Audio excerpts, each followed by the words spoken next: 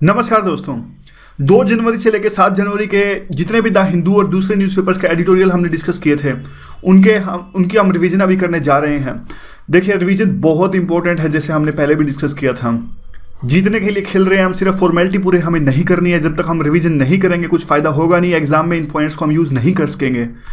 तो देखिए पहला आर्टिकल जो 2 जनवरी का आर्टिकल्स में हमने डिस्कस किया था वो ओबामा से रिलेटेड था। ओबामा ने क्या किया, 35 डिप्लोमेट्स एक्सपेल कर दिए थे रशिया के। इन पर आरोप लगा था कि इन्होंने हैकिंग करी है। उसके बाद में क्या हुआ, ओबामा ने काफ़ी सारा क्रिटिसिज्म इसके लिए झेला। कि ओबामा जब सत्ता में चुनकर आए थे तो इसलिए आए थे, उन्होंने कहा था कि रशिया के साथ मैं रिलेशंस इंप्रूव करूंगा, लेकिन इनके कार्यकाल में ही रशिया के साथ इनके रिलेशंस बिल्कुल डाउन पर चले गए, यानी गर्त में चले गए। अब बहुत बेकार रिलेशंस है रशिया के बीच में और यूएस के बीच में।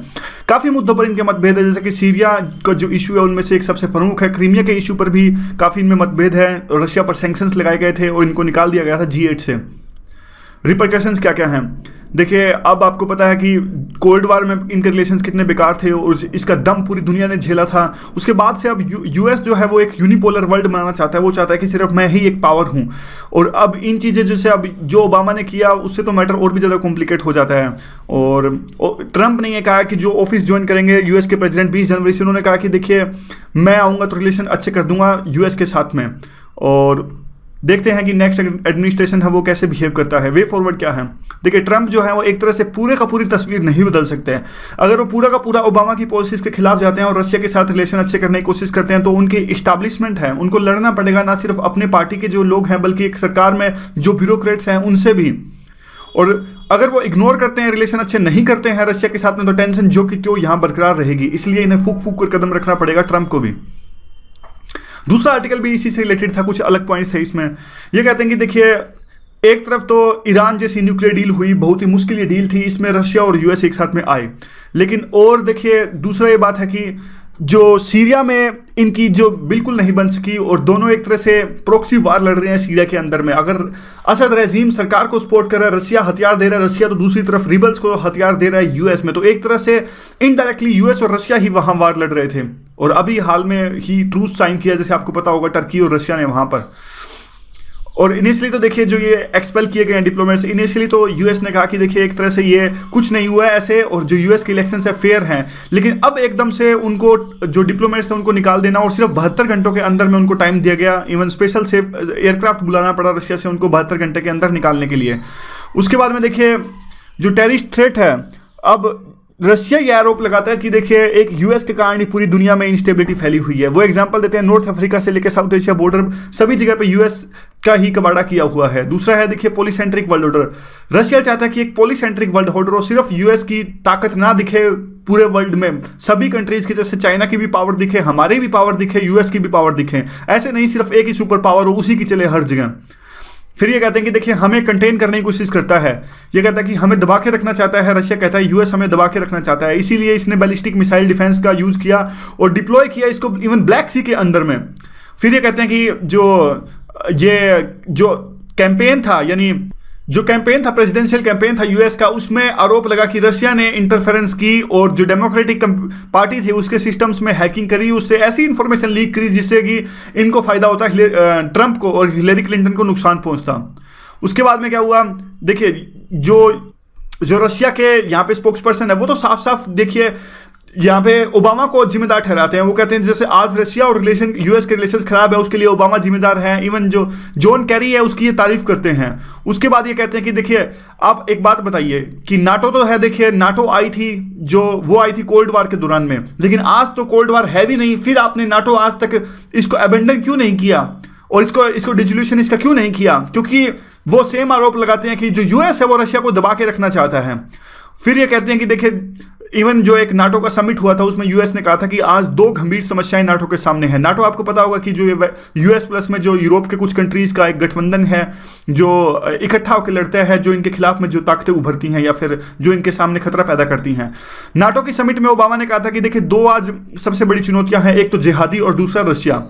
ट्रंप होप करते हैं कि अच्छे रिलेशन होंगे इनके साथ में, रशिया के साथ में। उन्होंने देखिए पुतिन के साथ में एक डील भी साइन करी, मतलब कर सकते हैं, सॉरी, वो पुतिन के साथ में एक डील साइन कर सकते हैं और उसके बाद में ट्रंप, देखिए ट्रंप को ऐसी कोई दिक्कत भी नहीं है सीरिया में ट्रंप की जो पॉलिसीज हैं वो असद के खिलाफ नहीं है, वो रशिया के खिलाफ नहीं है, इसलिए काफ़ी उम्मीद की जा रही है कि जब ट्रंप ऑफिस ज्वाइन करेंगे तो रिलेशंस अच्छा करेंगे रशिया के साथ में। अगर रशिया के साथ में यूएस के रिलेशंस अच्छे हो गए तो सारी की सारी जो जियोपॉलिटिकल या फिर ये सारी जो इक्वेशंस हैं आज, जैसे रशिया, चाइना, पाकिस्तान एक साथ आ रहे हैं, अगर यूएस और रशिया के रिलेशन अच्छे हो गए तो सारी इक्वेशंस खराब हो जाएंगी, गड़बड़ा जाएंगी, और इंडिया के लिए अच्छा होगा वैसे ये। और दूसरे चैलेंजेस क्या क्या हैं, देखिए ट्रंप के सामने कुछ चैलेंजेस भी हैं, क्योंकि ट्रंप ने कहा था कि वो चुनकर जैसे ही वो ज्वाइन करेंगे ऑफिस, वो ईरान के साथ में जो न्यूक्लियर डील हुई है उसको छोड़ देंगे और उसको कैंसिल कर देंगे। जबकि ईरान के साथ न्यूक्लियर डील करने में पुतिन ने भी काफ़ी सहायता प्रदान की थी। पुतिन भी देखिए, पुतिन ने भी एक अच्छी जॉब करी यहाँ पे कि 35 डिप्लोमेट्स जब इनके एक्सपेल किए गए, यूएस ने एक्सपेल किए, तो रशिया ने जवाब नहीं दिया इसको जैसे को तैसा से। वो कहते हैं कि देखिए हम इंतजार करेंगे कि ट्रंप कैसी पॉलिसीज अपनाते हैं, उसी के बाद में हम कुछ इस बारे में डिसीजन लेंगे। और आगे क्या आता है, आगे देखिए नरेंद्र मोदी का इकोनॉमिक्स टाइम्स का आर्टिकल था। नरेंद्र मोदी ने नए साल के मौके पर जो हमारे पीएम है काफ़ी सारे रिलीफ मेजर्स दिए, और उन्होंने डिमोनेटाइजेशन एंड नोटबंदी के बारे में कुछ ऐसी सक्सेस क्लेम नहीं करी। और काफ़ी सारे देखिए ऐसे लोग जैसे कह रहे थे कि पहले उम्मीद है कि जन धन अकाउंट्स में जो सरकार को फ़ायदा हुआ है नोटबंदी से, जन धन अकाउंट्स में पैसा आएगा, मोदी ने इसके बारे में कुछ जिक्र नहीं किया।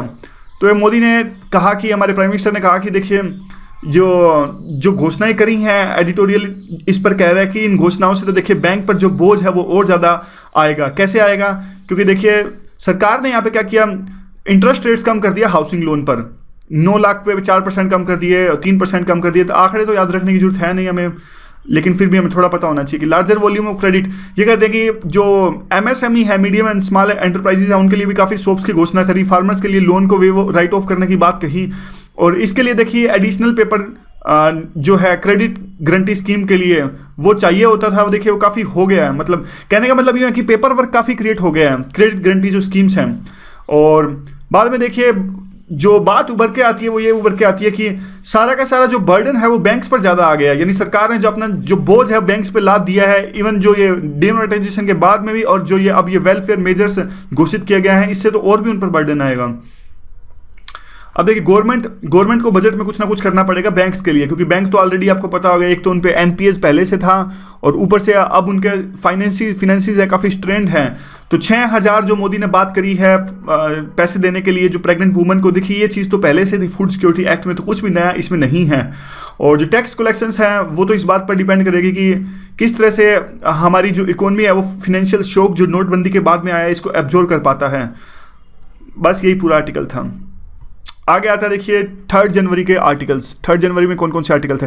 3 जनवरी में देखिए बीसीसीआई का आर्टिकल था। सबसे पहले बीसीसीआई का आर्टिकल आपको पता था कि सुप्रीम कोर्ट ने जो बीसीसीआई के अध्यक्ष थे जो अनुराग ठाकुर, उनको हटा दिया था। और क्योंकि लोधा कमेटी की रिकमेंडेशंस आई थी, लोधा कमेटी की रिकमेंडेशंस ने काफ़ी कुछ कहा था कि पॉलिटिशियन या फिर जो एमपी एमएलए हैं वो बीसीसीआई में पद ग्रहण नहीं कर सकते, ब्यूरोक्रेट्स नहीं कर सकते, और हर एक 3 साल के बाद में चेंज होना पड़ेगा, 3 साल की टर्म, और सिर्फ 3 साल तक ले सकते हैं, और एक स्टेट एक वोट, काफ़ी सारी रिकमेंडेशंस आई थी। तो देखिए अगर लोधा कमेटी की रिकमेंडेशंस को लगाते तो अनुराग ठाकुर को उसी समय पद छोड़ना पड़ता, लेकिन उन्होंने वो रिलेक्टेंट रहे, उन्होंने पद नहीं छोड़ा। उन्होंने सोचा कि देखिए कैसे ना कैसे बच जाएं करके, और इस तरह से उन्होंने एक तरह का झूठा सर्टिफिकेट भी दिया। झूठा सर्टिफिकेट कैसे? उन्होंने आईसीसी को लेटर लिखा और कहा कि देखिए जो सब कुछ चल रहा है कि सुप्रीम कोर्ट हमें उठाना चाहती है, तो प्लीज़ आप एक काम कर दो, आप एक लेटर लिख दो हमारे लिए, और यह उस लेटर में यह लिख दो कि अगर सुप्रीम कोर्ट इंटरफेयर करता है बीसीसीआई के अंदर में तो हम आपकी मेंबरशिप रद्द कर देंगे। इस तरह की कोशिश करी अनुराग ठाकुर ने, धक्के से लेटर लिखवाना चाहा आईसीसी से, लेकिन इस बात का पता लग गया सुप्रीम कोर्ट को। इस बात पर भी सुप्रीम कोर्ट नाराज हो गया कि अनुराग ठाकुर ने कैसे जो गलत सर्टिफिकेट दिया, और भी काफ़ी ये डंगे अपनाने की कोशिश करी बीसीसीआई ने। कहने का मतलब यह है कि बीसीसीआई सिर्फ अड़ गई कि रिफॉर्म्स हम नहीं इंप्लीमेंट करेंगे, हार के सुप्रीम कोर्ट को यह डिसीजन लेना पड़ा जिसमें उन्होंने हटा दिया अनुराग ठाकुर को। तो इसमें काफ़ी तरह की बातें की गई हैं कि बीसीसीआई अगर पहले ही मान लेती तो इस तरह की नौबत आती ही नहीं, और पहले उनको मान लेना चाहिए था। तो इस तरह की बातें हैं ये आर्टिकल में। अगला जो देखिए जो आर्टिकल था वो टर्की की सिचुएशन से रिलेटेड है। टर्की आपको पता होगा कि आजकल देखिए टर्की में वार्स जो हो रहे हैं, काफ़ी अटैक्स जो हो रहे हैं, टेररिस्ट अटैक्स काफ़ी ज़्यादा हो रहे हैं। टर्की में रशिया के एम्बेसडर की हत्या कर दी गई गोली मारकर अलेप्पो के इशू पर, और सीरिया में हो रहे ह्यूमैनिटेरियन क्राइसिस के इशू पर। उसके अलावा जो आईएसआईएस के अटैक्स हैं वो भी काफ़ी बढ़ गए हैं। तो इसके देखिए काफ़ी सारे रीजन्स हैं। एक रीज़न तो ये आपको याद होगा कि टर्की ने पहले क्या किया था, टर्की पहले आईएसआईएस को सपोर्ट करता था। क्यों सपोर्ट करता था? क्योंकि टर्की को देखिए ये लगता था कि आईएसआईएस से वो कुर्द आपको मैं थोड़ा सा बता दूं, कुर्द एक स्कैटर्ड है पूरे मिडिल ईस्ट के अंदर में। टर्की के अंदर में भी थोड़े बहुत कुर्द हैं जो कि एक अलग देश की मांग करते हैं, और सीरिया में भी कुर्द हैं। सीरिया में आईएसआईएस था, तो टर्की ने सोचा देखिए कुर्द को रोकना है, क्योंकि कुर्द तो अलग देश की मांग कर रहे थे टर्की में, तो टर्की ने सोचा कि अगर कुर्द को रोकना है तो आईएसआईएस को स्ट्रॉन्ग करवा देते हैं। इसलिए उन्होंने क्या किया, कुर्द को हरवाने के लिए आईएसआईएस को सपोर्ट कर दिया, जो कि इनकी जो स्ट्रेटेजी थी वो भारी पड़ गई, क्योंकि आतंकवादी तो किसी के होते नहीं। अब आईएसआईएस क्या हो गया, आईएसआईएस ने टर्की के अंदर भी बॉम्ब स्ट्राइक करने स्टार्ट कर दिए, और इवन जो कुर्द थे उन्होंने भी बॉम्ब स्ट्राइक करने स्टार्ट कर दिए, क्योंकि अब वो मजबूत हो गए। तो दोनों तरफ से दो तरफा मार पड़ रही है टर्की के अंदर में। तीसरा जो इनके प्रेसिडेंट हैं वो भी काफ़ी एक तरह से स्ट्रिक्ट पॉलिसीज अपना रहे हैं, और अथॉरिटेरियन टेंडेंसीज इनकी हैं। तो ये 3-4 कारण है कि वो टर्की जो टर्की टूरिज्म के सेक्टर से काफ़ी अच्छा माना जाता था, आज वही टर्की आतंकवाद का शिकार हो चुका है बुरी तरह से। ये पूरा आर्टिकल था।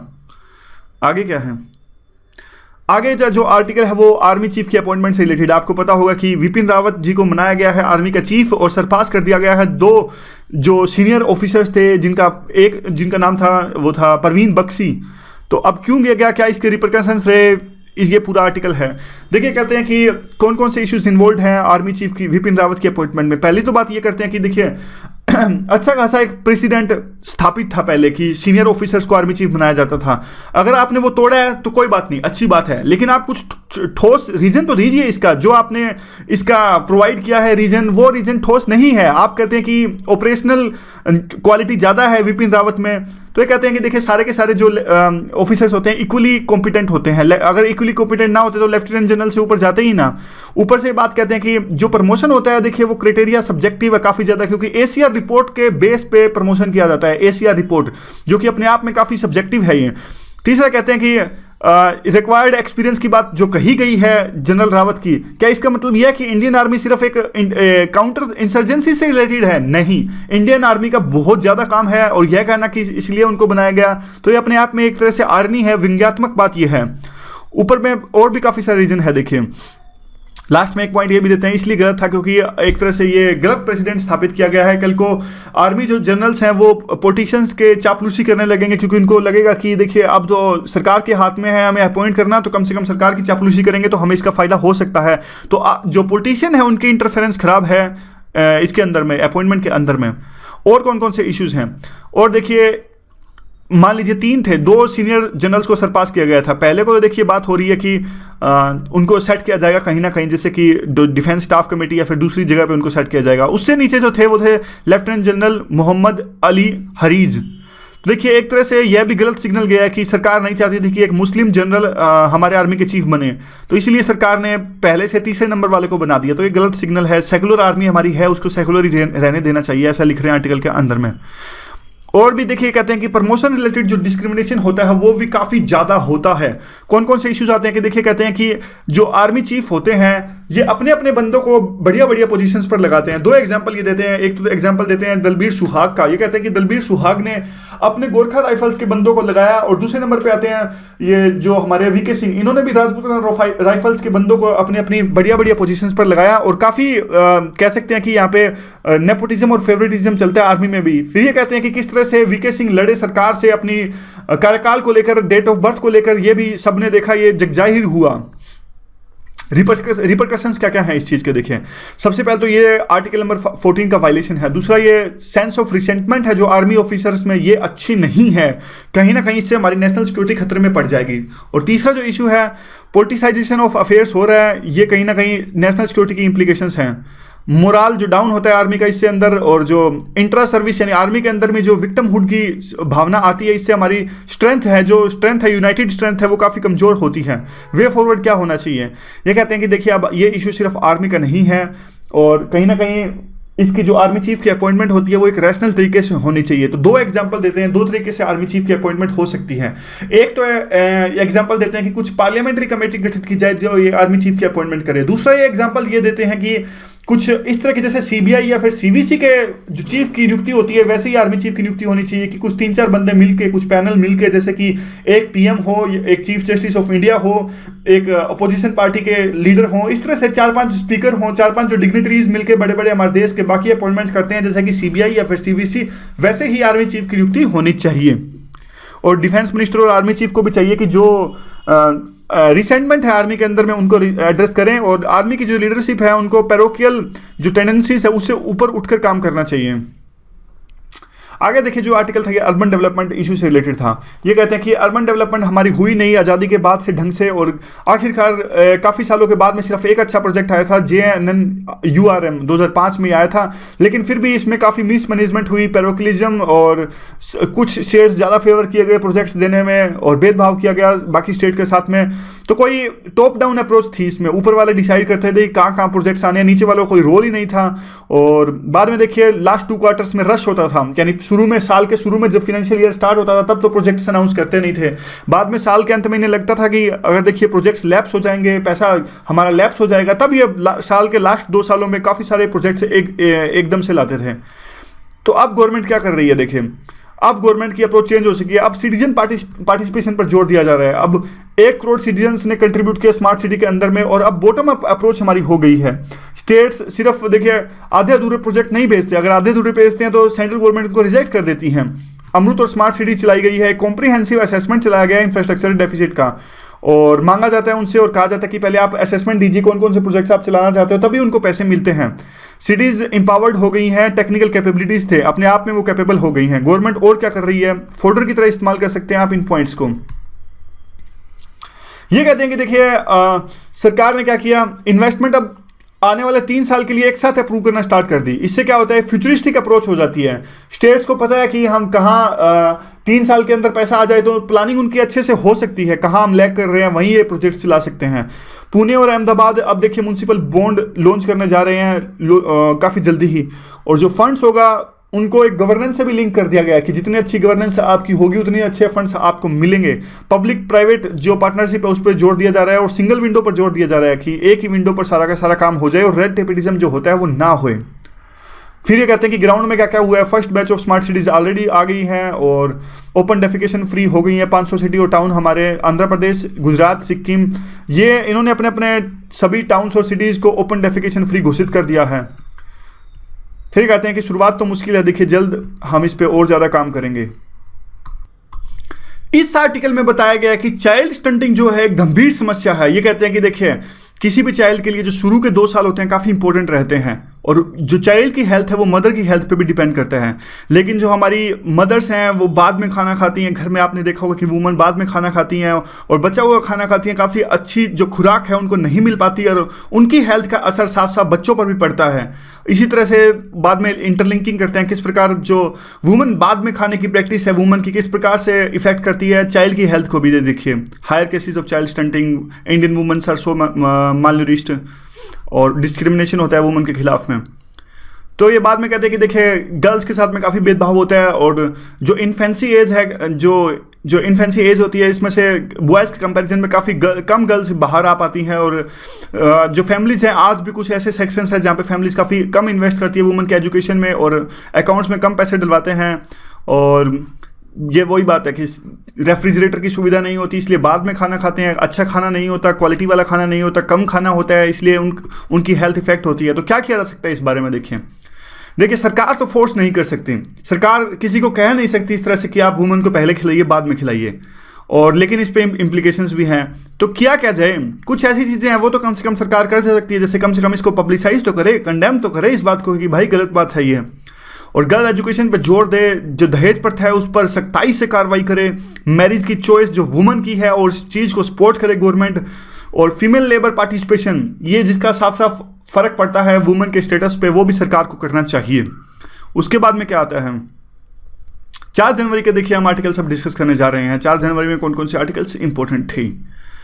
एक तो देखिए जो पीपल्स रिप्रेजेंटेशन एक्ट, इसका एक आर्टिकल काफ़ी इंपॉर्टेंट था, सेक्शन 1233 का। सुप्रीम कोर्ट की जजमेंट थी इसके बारे में। सुप्रीम कोर्ट ने कहा था कि अब कोई भी पॉलिटिकल पार्टी इलेक्शंस में धर्म, जाति, एथनिसिटी इस चीज़ का इस्तेमाल नहीं कर सकती, अगर करती है तो उनका इलेक्शन रिजेक्ट हो जाएगा, इस तरह की बात सुप्रीम कोर्ट ने कही। और इसके देखिए काफ़ी रिप्रिकॉशंस है। जब सुप्रीम कोर्ट ने जजमेंट दी तो सात जजेस की वो बेंच थी और 4-3 के मेजॉरिटी से इन्होंने बात की गई। तो एक तरह से आप कह सकते हो कि वो बेंच थी वो डिवाइडेड थी। किस बात पर ये डिवाइडेड थी वो हम डिस्कस करते हैं। वो डिवाइडेड थे कि देखिए हिज पर, ये आप थोड़ा सा पढ़ लीजिए, पीपल रिप्रेजेंटेशन एक्ट जो इसका एक्चुअल टेक्स्ट लिखा हुआ है उसमें, द अपील बाय कैंडिडेट और हिज एजेंट और by any other person with the consent of candidate, his पर बात अड़ गई। हिज है क्या वो मैं आपको बताता हूं। अभी देखिए 7 में से देखिए 4 जज ने तो ये कहा कि हिज जो है, हिज में सिर्फ सारी चीज़ें वो आ जाएंगे, सिर्फ कैंडिडेट ही नहीं बल्कि वो सारे जैसे कि सेलिब्रिटीज़ जो कैंडिडेट को सपोर्ट कर रहे हैं धर्म के नाम पे वो भी इसके दायरे में आ जाएंगे, उन पर भी कार्रवाई हो सकती है।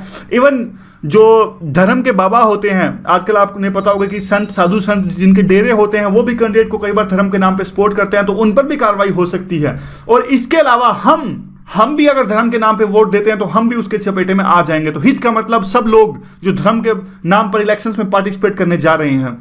जो 3 जज, बाकी के 3 जज थे, उन्होंने कहा कि देखिए सबको इसमें इंक्लूड नहीं करिए और इसको सिर्फ कैंडिडेट पर सीमित रहने दीजिए आप। तो इस सुप्रीम कोर्ट की वर्डिक्ट के कुछ प्लस के पॉइंट्स और कुछ नेगेटिव के पॉइंट्स डिस्कस कर लेते हैं। देखिए सबसे बड़ी तो बात यह है कि सेकुलरिज्म का जो आइडिया है वो इससे और ज़्यादा स्ट्रेंथन होगा, क्योंकि अगर धर्म का यूज नहीं होगा तो इसका मतलब लोग डेवलपमेंट के नाम पर वोट देंगे और धर्म का यूज कम होगा इलेक्शन में। पॉलिटिकल पार्टीज आपको पता होगा कि रियल मुद्दों से भटक जाती हैं कई बार और धर्म का यूज करती है, तो अब रियल मुद्दों से नहीं भटकेंगी और इकोनॉमिक एजेंडा जो होगा, देश की विकास कौन करवाएगा, ये सबसे ऊपर रहेगा। इलेक्शन कमीशन भी अब इसके बाद में डिस्क्वालीफाई कर सकता है उन पॉलिटिकल पार्टीज को जब कम्युनल भावनाओं को भड़काते हैं इलेक्शन के दौरान में। कॉमन मैन को भी एक लेसन मिलेगा कि भाई जाति या फिर धर्म से कुछ नहीं होता और आप दूसरे मुद्दों पर सरकार को चुनिए, जैसे कि डेवलपमेंट। और इलेक्टोरल प्रोसेस को सुधारने के लिए एक इंपॉर्टेंट महत्वपूर्ण कदम उठाया गया सुप्रीम कोर्ट के द्वारा में। सोसाइटी में हार्मोनियस यानी सद्भावना स्थापित करेगा ये डिसीजन। और नई पॉलिटिकल पार्टीज देखिए जो कि सिर्फ धर्म जाति के नाम पर बनती हैं, वह प्रैक्टिस भी अब डिस्करेज होगी कि आप धर्म और जाति के नाम पे पॉलिटिकल पार्टीज नहीं बनाइए, क्योंकि इलेक्शन कमीशन उनको डिस्क्वालीफाई कर देगा। 8वां पॉइंट यह है कि कास्ट रिलीजन जो है वो लेस स्पेस है इनका इकोनॉमिक प्लानिंग में होगा। और अब आगे देखिए क्या है। अब देखिए अगेंस्ट कौन कौन से पॉइंट्स हैं। अगेंस्ट तो देखिए काफ़ी पॉइंट्स हैं इसके, जैसे कि अब क्या होगा, जो सुप्रीम कोर्ट का जो वर्डिक्ट है उनका परपोजिटिव इंटरप्रिटेशन पर ज़्यादा ध्यान है कि मतलब 1961 का जो कंटेक्स्ट था उसमें क्या एक्चुअली लिखा गया है। उन्होंने ये नहीं सोचा कि आज के सूरत हाल में उनका क्या मतलब निकलता है। उन्होंने सब्सटेंटिव फैक्ट को नहीं देखा, सिर्फ उन्होंने परपोजिटिव फैक्ट को देखा कि उस टाइम पे उनका क्या किस मकसद से ये वर्ड्स शामिल किए गए थे। लेकिन आज वो कंटेक्स्ट चेंज हो चुका है भाई। और किस तरह की अपील देखिए, अब अगर आप देखिए रिलीजियस अपील नहीं मान सकते कैंडिडेट्स की, तो उन पार्टीज का क्या, जैसे कि ओवैसी की पार्टी है आंध्र प्रदेश में, अकाली दल पंजाब के अंदर में, शिवसेना, इन सब की तो अपील्स ऑलरेडी रिलीजन के बेस पे है, कहीं ना कहीं ऐसा लिखते हैं आर्टिकल वाले। तो इनका क्या, जो लैंग्वेज मूवमेंट्स चलती हैं उनका क्या। और पोस्ट इंडिपेंडेंस वही बात, जैसे कि अब कंटेक्स्ट चेंज हो चुका है। और आगे जो बात आती है कि देखिए गांधी जी ने भी साफ साफ सपोर्ट किया था कि जो धर्म होना चाहिए, धर्म का मतलब गांधी जी का मतलब था ड्यूटी, एक तरह से मोरालिटी होनी चाहिए पॉलिटिक्स के अंदर में, अदरवाइज पॉलिटिक्स करप्ट हो जाएगी। और देखिए सुप्रीम कोर्ट ने इस बात को इग्नोर कर दिया कि जो हमारी सोसाइटी है वो तो ऑलरेडी कास्ट, रिलीजन और इन सब चीज़ों में एम्बेडेड है और हिस्टोरिकल डिस्क्रिमिनेशन बहुत ज़्यादा हुआ है कई जातियों के साथ में, कई रिलीजन्स के साथ में। तो अब आप ऐसा डिसीजन नहीं दे सकते। डेमोक्रेसी भी डाइल्यूट हो जाएगी, क्योंकि देखिए हमने ये भी डिस्कस किया था कि कोई पर्टिकुलर माइनॉरिटी कम्युनिटी के साथ में अगर अत्याचार होता है तो उसके पास में सिर्फ एक ही सॉल्यूशन होता है कि पार्लियामेंट में जाके अपनी आवाज़ को उठाए और अपने ऊपर हुए अत्याचार के खिलाफ में आवाज़ उठाए। तो और दूसरे जो इंपॉर्टेंट पॉइंट्स थे, क्या देखिए ऐसा करने से क्या इलेक्शन फेयर हो जाएंगे और स्टेट को क्या पता लगेगा भाई कि कौन सा अडल्ट सिटीजन्स को कहते हैं कि जो अडल्ट सिटीजन्स धर्म के नाम पर वोट देंगे उन पर भी कार्रवाई हो सकती है। तो उनको सरकार को क्या पता लगेगा कि कौन किस बात पर वोट दे रहा है। और सेकुलरिज्म, जिस सेकुलरिज्म की बात कर रहे हैं सुप्रीम कोर्ट, हमारा जो कंसेप्ट है सेकुलरिज्म का वो अलग है वेस्टर्न कंसेप्ट से। हम कंप्लीट सेपरेशन ऑफ पावर नहीं चाहते, हमारा प्रिंसिपल डिस्टेंस है और हमारा सेकुलरिज्म अलग है, उनके सेकुलरिज्म थे। बस यही है। रजनी कोठारी कहते थे जिस तरह से कि इन सब चीज़ों से सिर्फ नुकसान नहीं हुआ, फ़ायदा भी हुआ है कास्ट और जो रिलीजन है इनसे। देखिए अगर डेमोक्रेसी को सर्वाइव करना है तो डिफरेंट कम्युनिटीज़ के बीच में, जो सिटीजन्स के बीच में एक तरह से सद्भावना होनी ज़रूरी है। और डेमोक्रेसी तो वोटर्स पर डिपेंड करती है कि किस तरह से वो अपनी फ्रेंचाइज को इस्तेमाल करते हैं और रैशनल थॉट से करते हैं। और सरकार कहती है कि अगर देखिए अगर ये इरेशनल थॉट से वो वोट देते हैं तो इसका मतलब है डेमोक्रेसी अच्छी नहीं है, मतलब सुप्रीम कोर्ट ने ये बात कही। ह्यूमन बींग्स हैं वो देखिए सोशल कंटेक्स्ट में होता है, कोई भी ह्यूमन बींग्स जो होते हैं वो आइसोलेटेड नहीं होते, उन पे अपनी जाति का धर्म का असर होता है, तो कहीं ना कहीं वही असर वोटिंग में भी दिखेगा, चाहे आप कितनी ही कोशिश कर लो। तो बाद में कहते हैं कि जो इंक्लूजन और एक्सक्लूजन है, प्रिविलेज और ऑपरेशन है, ये सब चीज़ें जो हैं वो हमारे सोसाइटी में पहले से काफ़ी रही हैं। किसी कम्युनिटी के पास में प्रिविलेज रही हैं, किसी पर अत्याचार हुए हैं, किसी का डोमिनेंस रहा है, किसी ने रेसिस्टेंस किया है, किसी के पास पावर रही है, किसी ने प्लेजर पुराने टाइम में झेला है, किसी के साथ डिस्क्रिमिनेशन किया गया है, कोई कम्युनिटी सफ़र की है। तो ये सारी चीज़ें हुई हैं हमारी सोसाइटी में। तो कैसे आज आप इन सब चीज़ों को अलग कर सकते हैं हमारी डेमोक्रेसी से? तो वे फॉरवर्ड क्या होना चाहिए? देखिए, तो जजेस ही डिसाइड करेंगे कौन सी चीज़, ये जो पिटीशन को जो सुप्रीम कोर्ट ने कहा है कि आप धर्म या जाति का यूज़ नहीं कर सकते, तो ये तो सुप्रीम कोर्ट ही डिसाइड करेगा कि क्या इस दायरे में आता है क्या नहीं आता। लेकिन बात यह है कि माइनॉरिटीज़ जो है, दोनों बातें देखिए, मेजॉरिटीज़ जो सेकुलरिज्म को प्रमोट कर रही हैं उनको भी एक बैलेंस्ड अप्रोच अपनानी पड़ेंगी, और जो माइनॉरिटीज़ सोशल कंटेक्स्ट देखने की बात कह रही हैं उनको भी कहीं ना कहीं सेकुलरिज्म पर भी ध्यान देना होगा। तो एक तरह से बैलेंस्ड अप्रोच होनी चाहिए हमारे आंसर्स में। तो आज देखिए, कहते हैं कि एक आरबीआई की रिपोर्ट जारी हुई थी जिसमें सिचुएशन ऑफ बैंक्स का जिक्र किया गया है। ये कहते हैं कि देखिए जो बैंक्स की सिचुएशन है वो काफ़ी ख़राब है आज के टाइम में, और लाइबिलिटीज़ इन पे काफ़ी ज़्यादा हैं, और एसेट है वो इनकी काफ़ी कम है, एसेट इनकी स्टैग्नेट हो गई है। एसेट इनकी वो होती है, देखिए लोन जिस प्रकार से ये देते हैं, और भी देखिए जो इनके लॉसेस काफ़ी दिखाए गए हैं। एक तरह से जो डिमोनेटाइजेशन के बाद में तो इनकी हालत बैंक्स की और भी खस्ता हो गई है। तो ये आरबीआई की एक तरह से रिपोर्ट आई थी, और उसमें देखिए और इसमें क्या क्या था, दूसरे बैंक्स ने अपने देखिए जो लेंडिंग रेट्स हैं वो कट कर दी हैं। लेंडर्स हैं जो वो वाई कर रहे हैं, मतलब डिफरेंट बैंक्स जो हैं वो आपस में एक तरह से कंपटीशन उनके बीच में हो रहा है कि लेंडिंग रेट्स कम से कम करें, क्योंकि एसेट बढ़ाई जा सकें, ज़्यादा से ज़्यादा लोन वो जनता को दें और इनको कमीशन मिले उस पर। और यूनियन बजट अब 1 महीने दूर है, इस पे आने वाले दिनों में एक तरह से सरकार भी कुछ ना कुछ कर सकती है। बैंक्स तो कोशिश करेगा कि लैंडिंग रेट्स कम करे ताकि जो नोटबंदी के बाद के जो नुकसान हुए हैं उसको कम किया जा सके। सरकार को भी कम से कम बजट में एक फिस्कल स्टिमुलस लाना पड़ेगा, नहीं टैक्स रेट्स कम करें, ताकि टैक्स रेट्स कम करेंगे तो जनता के पास में ज़्यादा पैसा होगा। ज़्यादा पैसा होगा तो देखिए ज़्यादा वो जीडीपी को बढ़ाया जा सकता है। आपको वो सारा विशेष नहीं है, साइकिल आपको पता ही है। जिस प्रकार से ज़्यादा पैसा होगा तो ज़्यादा इंडस्ट्रीज इस्टाब्लिश होंगी, ज़्यादा जॉब्स आएंगी। आगे क्या है ये, हाँ एक ये आर्टिकल था देखिए, उससे रिलेटेड आर्टिकल था ये कि वो जो सर्विसेज थी, यानी सर्विस चार्ज होते हैं हमारे, उनको वॉलंटरी कर दिया गया था। होटल में जो हमको सर्विस चार्ज देने पड़ते हैं, तो इसके काफ़ी रिपरकशंस थे। इकोनॉमिक्स टाइम्स का ये आर्टिकल था। ये कहते हैं कि इकोनॉमिक्स टाइम्स वाले जो सरकार का डिसीजन है काफ़ी मैसी और इसको विड्रॉ किया जाना चाहिए। क्यों? क्योंकि देखिए सरकार ने यह लॉजिक कंसीडर नहीं किया कि जो बिजनेस है इससे फेल हो जाएंगे, क्योंकि जो एम्प्लॉयज़ की तनख्वाह है वो तो सर्विस चार्ज से ही आती है। और दूसरा एक तरह से और भी काफ़ी सारी चीज़ें हैं जैसे कि अगर ये सर्विस चार्ज नहीं लेंगे तो दो तरीके से पैसा लेना पड़ेगा इनको। एक तो देखिए ये जो एम्प्लॉयज़ होते हैं यानी वेटर्स जो होते हैं उनकी तनख्वाह को लिंक कर दिया जाए टर्नओवर से, और दूसरा या फिर ये जो मेन्यू कार्ड होता है जिस रेट होता है जो खाने का उसको बढ़ाएं। तो देखिए बाद में इसमें कहा गया कि जो इवेंचुअली जो मार पड़ेगी वो पड़ेगी कस्टमर्स पर ही पड़ेगी। कुछ ऐसे लोग जैसे कि आपको पता होगा कि सिर्फ वहाँ पे बैठ के खाना नहीं खाते और लेके चले जाते हैं, तो उनको भी महंगा खाना मिलेगा। और दूसरी देखिए बात करते हैं कि टिप कल्चर की बात करते हैं कि अगर आप सर्विस चार्ज हटा रहे हो, इसको वॉलंटरी कर रहे हो, मतलब कि कहने का मतलब ये है कि जिन कस्टमर्स को अगर सर्विस अच्छी नहीं लगे तो मर्जी है उनकी वो सर्विस चार्ज ना लें। इससे देखिए क्या होगा कि टिप पे डिपेंडेंट हो जाएंगे जो एम्प्लॉयज़ होते हैं, और टिप का कल्चर है नहीं हमारे इंडिया में। तो एक तरह से ये चीज़ अच्छी नहीं है, इसको रिमूव किया जाना चाहिए। ये इनका तर्क था, इकोनॉमिक्स टाइम्स का ये आर्टिकल था। आगे देखिए ये है 5 जनवरी के आर्टिकल्स हम डिस्कस करने जा रहे हैं। बेंगलुरु में मास मोलेस्टेशन हुआ, हमने काफ़ी अच्छे से ये डिस्कस किया था। और अब देखिए क्या क्या क्यों रीजंस हैं, ऐसा क्यों होते हैं। तो एक तो ऐसा कहा जाता है कि जब दो कल्चर्स मीट करते हैं तो ऐसा होता है। देखिए हम आगे जा रहे हैं, हमारे विचार अच्छे हो रहे हैं, लेकिन हम सबको साथ लेकर नहीं चल रहे हैं। कुछ लोग ऐसे हैं जिनके विचार काफ़ी मॉडर्न हो चुके हैं, काफ़ी लिबरल विचार हो चुके हैं। कुछ लोग ऐसे हैं जो आज भी जिनके विचार हैं वो अभी मॉडर्न नहीं हुए हैं। जब ये दो कल्चर आपस में मिलता है तो एक तरह से टकराव होता है। और दूसरा पैट्रियार्कल हमारी सोसाइटी है, अथॉरिटीज़ का एटीट्यूड भी पैट्रियार्कल रहता है। होम मिनिस्टर कहते हैं कि these things are bound to happen. What the hell is this? How these things are bound to happen? It's a responsibility of state to provide the security. और तीसरा जो point है वो पॉइंट है कि देखिए अथॉरिटीज़ को कोई भी फियर नहीं है, मतलब एक तरह की जो डेटरेंस होनी चाहिए स्टेट का, मैंने ये बोला कि जो अथॉरिटीज़ का फियर यानी स्टेट का जो डर होना चाहिए जनता के अंदर में, वो डर नहीं है। और एक तरह से स्टेट को डेटरेंस क्रिएट करनी पड़ेगी, नहीं तो लेजिटिमेसी स्टेट अपनी खो देगा। चौथा पॉइंट था कि सोसाइटी में काफ़ी असमानताएं हैं, गरीब और अमीर की खाई काफ़ी ज़्यादा है और विचारों की खाई भी काफ़ी ज़्यादा है। पांचवा पॉइंट है कि हमारे यूथ हैं वो फ्रस्ट्रेट हैं। छठा पॉइंट है ट्रांजिशन फेज में हमारी सोसाइटी। तो देखिए एक इंपॉर्टेंट पॉइंट यहाँ पे ये निकलता है, पता क्या कि जब भी आपको देखिए इन चीज़ों को रोकना होगा तो आपको दो वे में अप्रोच अपनानी पड़ेगी। एक तो आपको एथिक्स पर जोर देना पड़ेगा कि जो एथिक्स जो वैल्यूज़ हैं उनको इनकलकेट किया जा सके।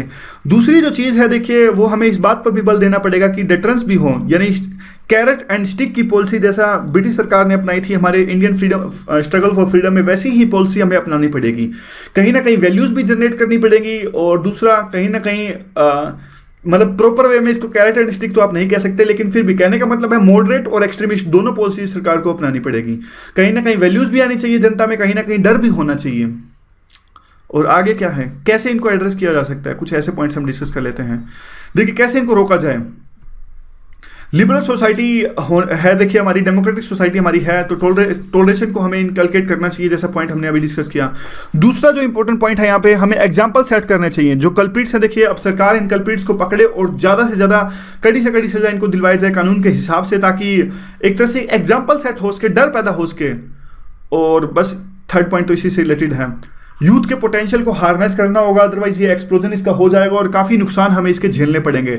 स्टेट्स को भी ज़्यादा सेंसिटिव होना पड़ेगा और ज़्यादा अरेंजमेंट्स करनी पड़ेगी चीज़ों की। और जैसे कि अभी एक एग्जांपल यहाँ पे दिया जाता है कि 1500 जो पुलिसमैन वहाँ पे डिप्लॉय किए गए थे, सरकार को पता था कि इतने शाम तक उनको पता लग गया था कि देखिए जनता काफ़ी ज़्यादा है सड़कों पर और ज़्यादा पुलिसमैन इनको जरूरत पड़ेगी। तो एक तरह से ज़्यादा पुलिसमैन की अरेंजमेंट सरकार को करनी चाहिए थी पहले से, और सेंसिटिवनेस अगर वो दिखाते तो मास मोलेस्टेशन जैसे केस हमारे सामने नहीं आते। वे फॉरवर्ड क्या है, देखिए वे फॉरवर्ड तो ये है कि क्रिमिनल लॉ अमेंडमेंट 2013 में काफ़ी चेंज किया गया था। जब निर्भया केस हुआ था दिल्ली गैंग रेप के बाद में, काफ़ी जनता सड़कों पर आ गई थी। तो आज भी उसी तरह के रिफॉर्म्स की आवश्यकता है। मतलब एक तरह से उसके बाद में जो तस्वीर नहीं बदली, जो निर्भया के बाद में रिफॉर्म्स लाए गए थे वुमेन की सिक्योरिटी के लिए, आज एक तरह से जो वहाँ पर विक्टिम्स थे उनको आगे आना पड़ेगा, उनको प्रेशराइज करना पड़ेगा सरकार को कि देखिए आप कदम उठाइए, और वुमन को कन्विंस कराना पड़ेगा कि आपकी जो सिक्योरिटी है वो हमारी जिम्मेदारी है और आप डरे नहीं। और इससे देखिए एक तो रेपुटेशन भी हर्ट हुई है बेंगलोर की, ना सिर्फ बेंगलोर की, इन चीज़ों से देखिए इंडिया की रेपुटेशन भी हर्ट होती है। और कहीं ना कहीं एक और ये बात कहते हैं कि कुछ जो लोग यह आरोप लगाते हैं कि आज जो वुमन है वेस्टर्नाइज्ड क्लोथ्स पहनते हैं वो इसके लिए जिम्मेदार हैं। तो देखिए ये तो बातें बिल्कुल ही बेतुका बातें हैं। और ये वो क्या पहनते हैं, क्या नहीं पहनते हैं, क्या करते हैं, क्या नहीं करते हैं, या किसी को क्या दखलंदाजी करने की आवश्यकता है, ये तो सिर्फ उनकी चॉइस होनी चाहिए। और आप निकल नहीं सकते। जो स्लोगन चलता है, काफ़ी ज़्यादा इस स्लोगन को यूज किया जाता है कि आप कैसे कह सकते हैं कि वुमन को किस तरह के आप कपड़े पहने हैं, बल्कि आपको रोकना आपकी जिम्मेदारी है कि जो लोग रेप करते हैं उनको रोकना आपकी जिम्मेदारी है। तो आगे देखिए चाइना और इंडिया के बीच में क्या क्या इश्यूज रहे, ये थोड़ा आर्टिकल था। और इसमें देखिए चाइना ने बार बार हमारी जो रेजोल्यूशन था उसको ब्लॉक कर दिया। जैसे मोहम्मद के जो टेररिस्ट था मसूद अजहर, उसको हम ब्लैक लिस्ट करना चाहते थे, लेकिन चाइना ने बार बार काफ़ी टाइम से वो हमारी जो रेजोल्यूशन की जो एप्लीकेशन है उसको ब्लॉक करवा रहा है यूएन के अंदर में। चाइना ने इकोनॉमिक कॉरिडोर स्टार्ट किया हुआ है पाकिस्तान के साथ में, और चाइना के जो एक्सट्रीमिस्ट हैं उनको हमने वीज़ा दिया, लेकिन बाद में हम पीछे भी हट गए। और चाइनीज़ जर्नलिस्ट को हमने एक्सपेल कर दिया मुंबई से, और न्यूक्लियर सप्लायर ग्रुप में हमारी एंट्री होने ही वाली थी, चाइना ने उसमें अड़ंगा डाल दिया।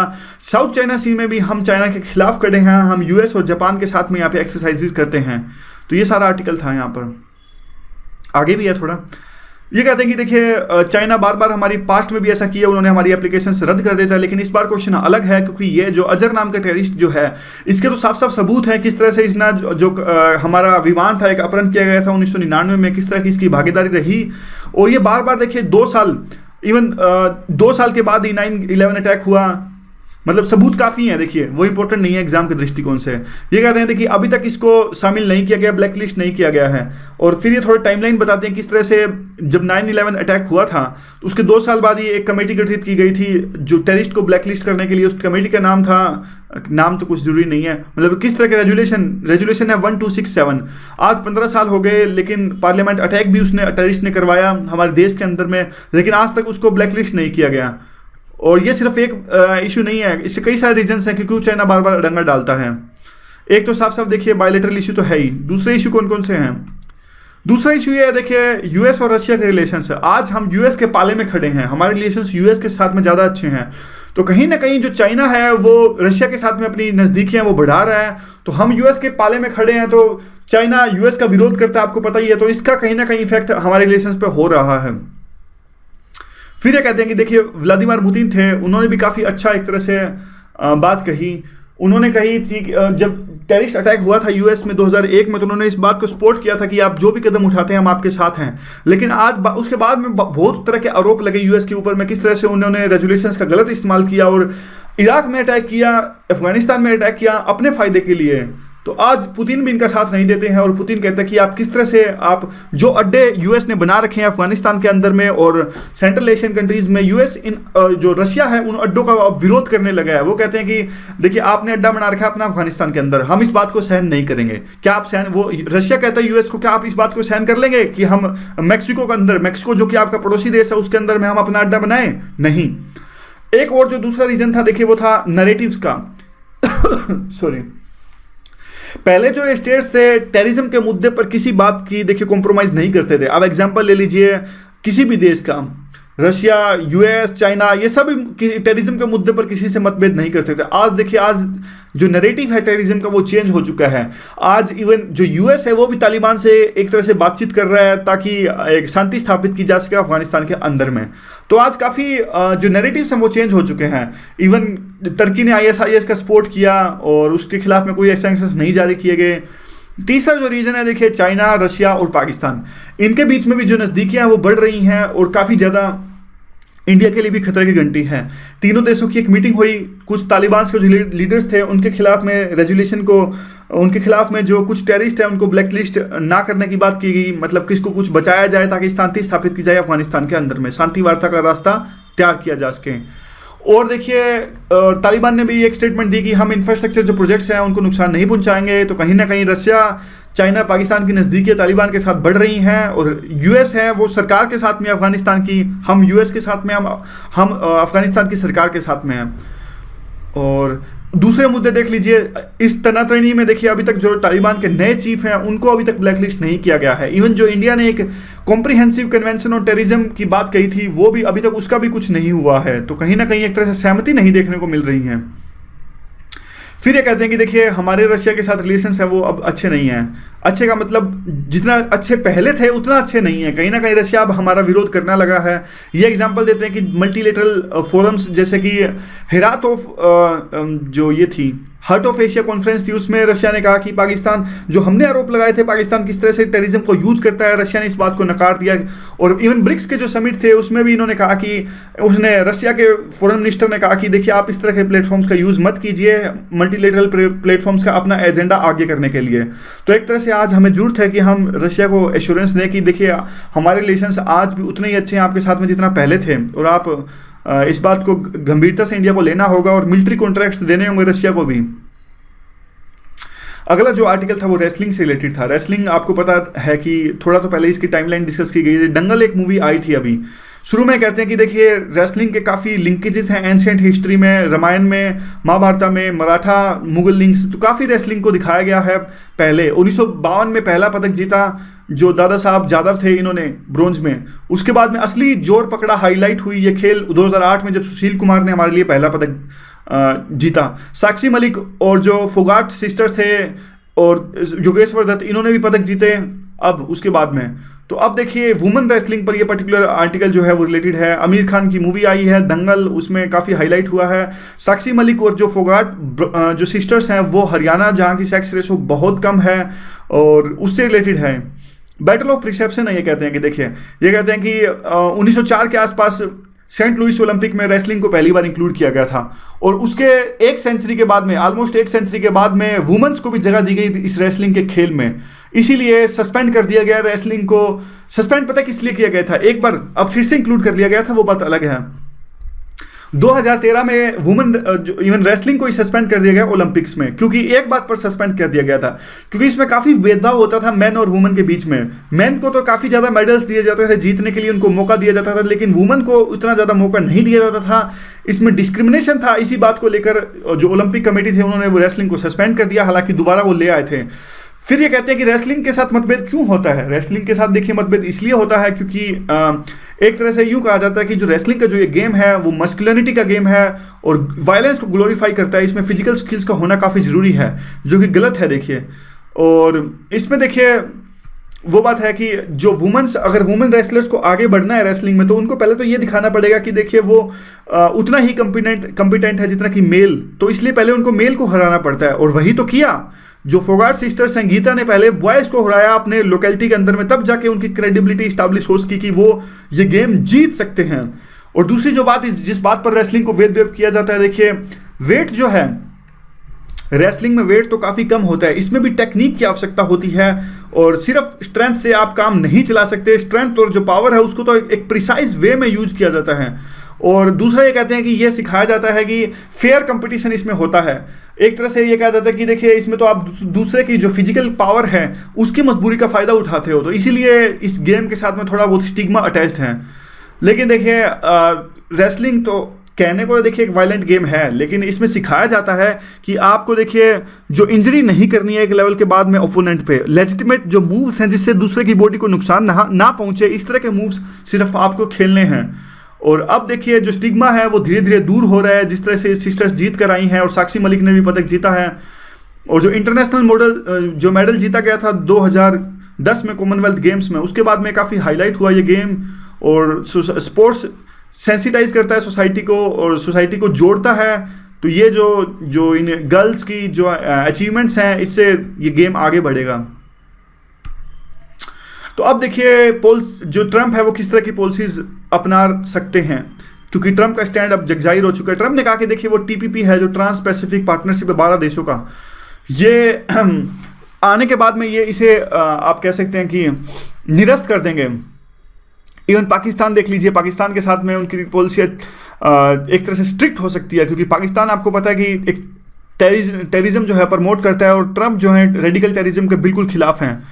क्यों? क्योंकि देखिए उन्होंने बार बार ट्वीट किया। इवन जो UNC रेजोल्यूशन था इजराइल के खिलाफ में, उन्होंने वो भी कहा कि इसे आप मत लाइए, और हम आएंगे तो सत्ता में हम इसे निरस्त कर देंगे, यानी इसको उल्टा कर देंगे, रिवर्स कर देंगे। ट्रंप देखिए अब दूसरा बात ये है कि चाइना अब आगे जा रहा है साफ साफ, और चाइना का जो राइज है वो एक हद तक अब पीसफुल नहीं है, और ये थ्रेट बन चुका है। जिस तरह की पॉलिसी चाइना अपना रहा है, किस तरह से वो अपने एयर डिफेंस को उसने तैनात कर रखा है यहाँ वहाँ। और दूसरा देखिए जिस तरह से वो पावर प्रोजेक्शन कर रहा है, और वो एक तरह से यह दिखाना चाहता है कि कहीं ना कहीं की वर्ल्ड पावर आ चुकी है, मतलब एक दूसरी नई वर्ल्ड पावर अब बन चुकी है। अगर वो पावर प्रोजेक्शन नहीं करना चाहता तो भी एक तरह का सिग्नल देना चाहता है ये।